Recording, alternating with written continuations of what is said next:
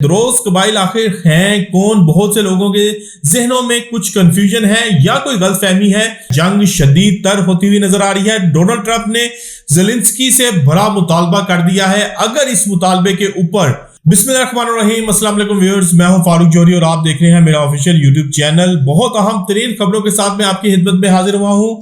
आज के व्लॉग में आपको मैं बताने जा रहा हूं कि शाम के हालात दिन ब दिन खराब होते जा रहे हैं। द्रोज कबाइल और शामी कबाइल के दरमियान घुमसान की जंग जारी है।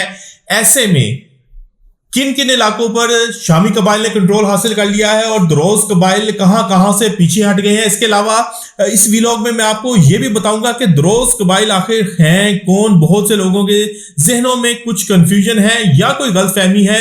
आज के व्लॉग में वो कंफ्यूजन और वो गलतफहमी भी दूर करने जा रहा हूं। दूसरी जानिब रूस और यूक्रेन तनाजा अब एक नए दौर में दाखिल होता हुआ नजर आ रहा है। जंग शदीद तर होती हुई नजर आ रही है। डोनाल्ड ट्रंप ने ज़ेलेंस्की से बड़ा मुतालबा कर दिया है। अगर इस मुतालबे के ऊपर अमल दरामद किया जाता है तो फिर रूस की जानिब से सख्त तरीन जवाब दिया जाएगा और रूस आखिरी हरबे के तौर पर आखिरी हद तक जाने के लिए भी तैयार बैठा हुआ है। आखिर ट्रंप ने ज़ेलेंस्की से क्या मुतालबा किया है और अमेरिका ने कौन से नए हथियार जो है वो यूक्रेन को देने का फैसला किया है। आज के व्लॉग में इस हवाले से भी बहुत अहम तरीन मैं आपको खबर दूंगा। लेकिन तमाम तर खबरों की डिटेल में जाने से पहले मेरे यूट्यूब चैनल को सब्सक्राइब करना ना भूलिएगा और बेल आइकन का बटन प्रेस करना ना भूलिएगा और कमेंट बॉक्स में अपनी आरा से हमें जरूर आगाह कीजिएगा क्या आपने हमारे व्लॉग को कैसा पाया है। तो पहले बढ़ते हैं। आज की पहली अहम तरीन स्टोरी है रूस और यूक्रेन तनाजे के हवाले से।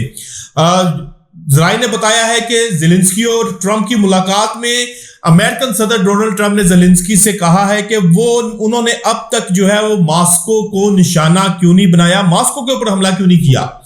जिसके जवाब में ज़ेलेंस्की ने कहा है कि हम ऐसा कर सकते हैं अगर अमेरिका हमें हथियार दे और जदीद तरीन हथियार दे, हम ऐसा कर गुजरेंगे और मॉस्को पर हमला कर देंगे। जिसके बाद डोनाल्ड ट्रंप ने ज़ेलेंस्की को कहा है कि अगर आप रशिया को अंडर प्रेशर करना चाहते हैं तो फिर मॉस्को और सेनेट पीटर्सबर्ग के ऊपर फौरी तौर पर हमला जरूरी है। अब अगर यह सूरत हाल बनती है तो फिर रशिया भी आखिरी हद तक जाने के लिए तैयार हो जाएगा। रशिया भी आखिरी हद तक जो है वो यूक्रेन के ऊपर हमले करेगा और ये हमला आखिरी हद क्या होगी इसका कहना अभी कबल वक्त है। लेकिन ये बात तो तय है कि रशिया किसी सूरत भी बर्दाश्त नहीं करेगा कि मॉस्को यहाँ पीटर्सबर्ग के ऊपर हमला किया जाए। ज़ेलेंस्की के इस मुतालबे के बाद कि आप हमें हथियार दें, और ट्रंप इंतजामिया ने यूक्रेन को जो फौजी इमदाद दी जा रही है उसके अंदर एक नए मिसाइल का इजाफा करने पर गौर करना शुरू कर दिया। ये मिसाइल टोमाहॉक मिसाइल है जो कि सब सुपरसोनिक मिसाइल है और तकरीबन 920 किलोमीटर फी घंटा की रफ्तार से ये ट्रैवल करता है और इसके बहुत सी इकसाम हैं जिनमें इसको आबदोद से भी फाइट किया जा सकता है, जिसमें इसको जो है वो जमीन से भी फाइट किया जा सकता है। ये मिसाइल यूक्रेन को देने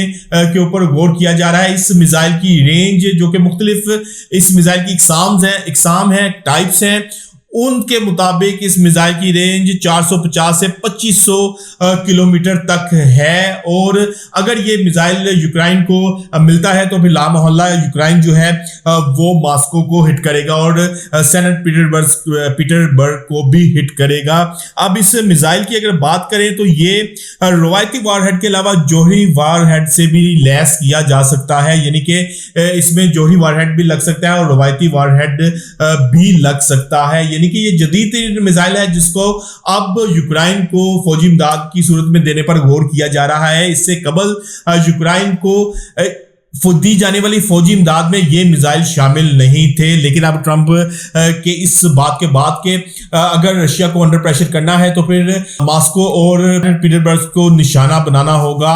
इसके बाद ये जंग का दायरा कार क्या रुख अख्तियार करेगी ये भी कबल वक्त कहना है। लेकिन बहरहाल रशिया इसका भरपूर जवाब देगा और रशिया यूक्रेन के ऊपर ज़राए के मुताबिक जो कि इंटरनेशनल वॉरफेयर मॉनिटर कर रहे हैं, जो कि इंटरनेशनल इंटरनेशनली तमाम मामला को देख रहे हैं, उनके मुताबिक रशिया यूक्रेन के ऊपर एक बड़ा हमला प्लान कर रहा है और ये कारी ज़रब जो है वो आखिरी ज़रब के तौर पर रशिया चाह रहा है कि यूक्रेन के ऊपर लगा दी जाए, जिसके बाद यूक्रेन जो है वो घुटने टेकने पर मजबूर हो जाए। ऐसा रशिया करने जा रहा है। दूसरी जानिब शाम की सूरत हाल इस वक्त तक खासी गंभीर सूरत हाल अख्तियार कर चुकी है।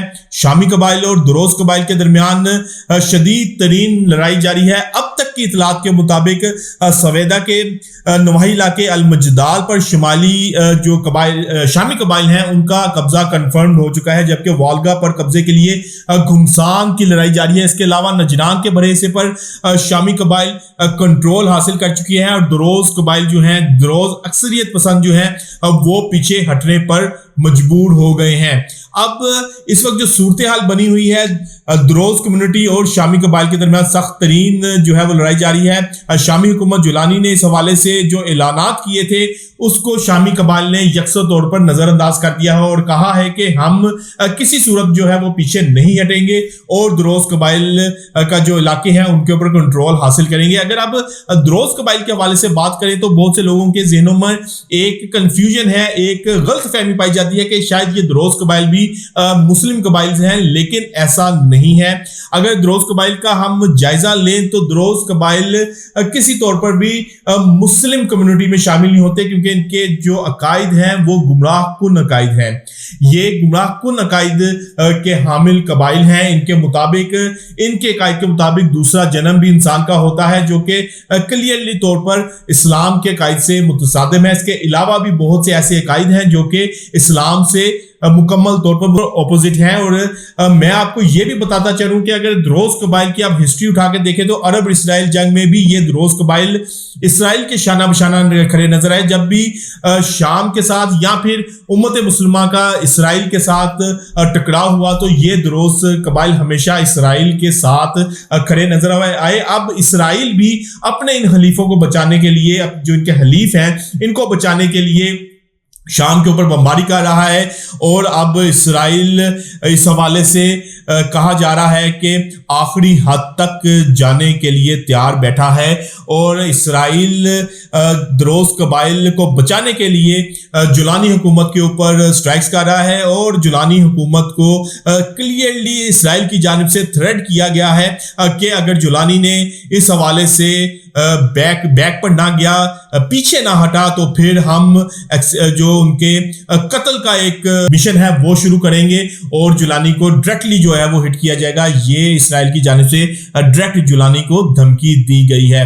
तो व्यूअर्स, आज हमने आपको मॉस्को यूक्रेन के हवाले से बहुत अहम तरीन खबरों से आगाह किया है। इसके साथ साथ हमने आपको बताया है कि शाम की क्या सूरत है, दुरोज कबाइल का पस मंजर क्या है और दुरोज कबाइल के हवाले से जो कंफ्यूजन, जो गलतफहमी लोगों के ज़हनों में थी, वो भी आज हमने आप क्लियर करने की कोशिश की है। कल तक के लिए अपने मेजबान अपने भाई फारूक जौहरी को इजाजत दीजिएगा। अल्लाह हाफिज।